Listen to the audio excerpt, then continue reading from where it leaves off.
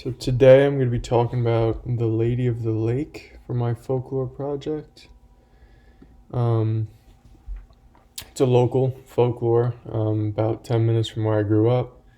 My mom grew up there, and a lot of her friends and most of my uncles grew up there. Um, so yeah, these murals are painted around the lake on stores like there's one at the deli, there's one at the liquor store, and so on and so forth. So, a little brief intro. I interviewed my mom and my uncle. They both grew up in Ronkonkoma, New York, where the lake is located. It's smack dab right in the middle of Long Island. It's kind of hard to see on that picture, but it's a little speck right above the little starred symbol. Long Island has a lot of ties to Native American and Indian tribes and all that. Pretty much every town, every road, every school is named after it. Um, there's like my school, for instance, was Connecticut. There's Copeg, Setauket, and many more. People who aren't from there just don't know how to pronounce it because they're all such weird names. I had a lot of knowledge about it prior to the interview because I just grew up there and my parents had already told me about it, and story gets around. So, all right, little background on the lake. It's right in the middle of Long Island, like I said. It's the deepest lake on the island. Um, Most reports I've been looking at have it at the 75 to 85 foot range at the deepest point. However, many believe that it's actually a bottomless lake. I know that was a Native American belief that it was actually a portal to the underworld. So it's got some pretty crazy backstories, I guess. And it used to be a very popular vacation destination, I guess in the 1900s, late 1900s. Um, a lot of people from the city would come out to the island because the island is so much less populated than the city or the five boroughs. So, all right, the Lady of the Lake origin. There's a lot of stories about this, but the most common one is about a Indian princess in the 17th century who fell in love with an English settler named Hugh Birdsall. They lived on the opposite sides of the lake from each other, and the princess was not allowed to see him per her father's wishes. They would meet in secret. Usually at night, they would meet in secret. They'd carve their name into like the trees, their initials, all that.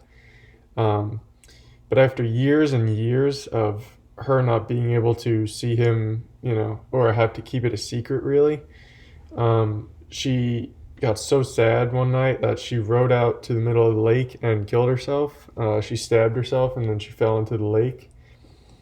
And as the tale has it, her lonely spirit comes every year to claim a young man's life, and she takes him and drowns him.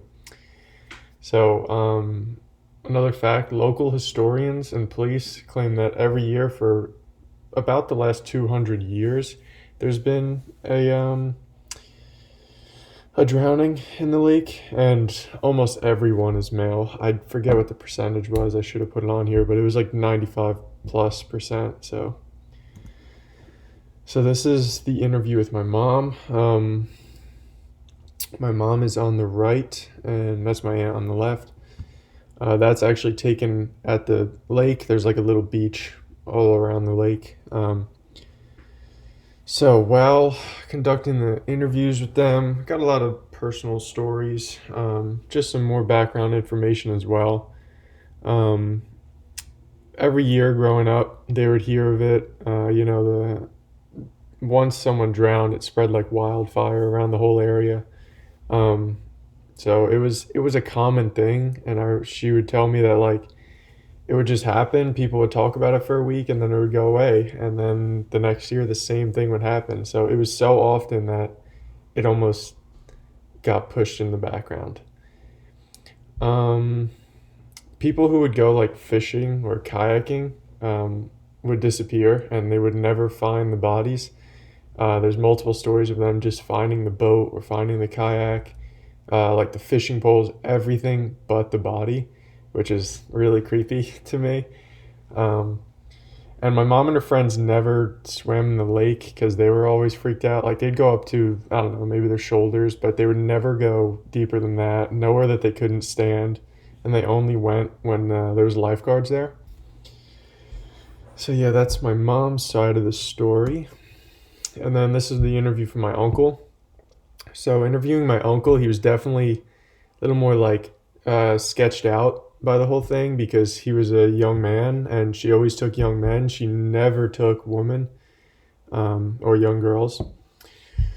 So my uncle would always play like all these sports. He was very athletic and he liked hockey. And up in Long Island, the water freezes pretty often, so they would always play ice hockey. But however, they would never ever play on Lake Ronkonkoma, which is the lake, Lady of the Lake, because they were just so terrified of if they fell in, they would never come back. Like they would just be drowned, and that's it.